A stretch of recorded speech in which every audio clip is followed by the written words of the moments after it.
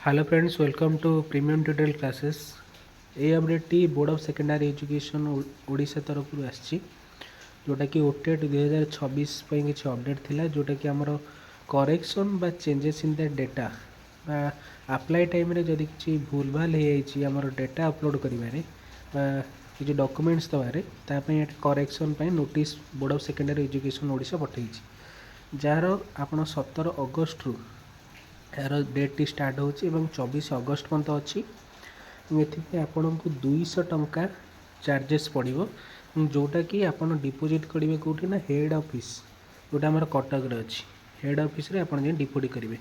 Document कौन ना से आप एचएससी बा आम 10th ओरिजिनल सर्टिफिकेट आपको देवा पड़ो, कास्ट सर्टिफिकेट देवा पड़ो, स्कूल नेम ये आप डॉक्यूमेंट देवा पड़ो। बीएससी ओडिशा रो हेड ऑफिस को जाकि निजर डॉक्यूमेंट को देकी आप जब अप्लाई टाइम किसी भूल होता है करेक्शन करेंगे। रही धन्यवाद।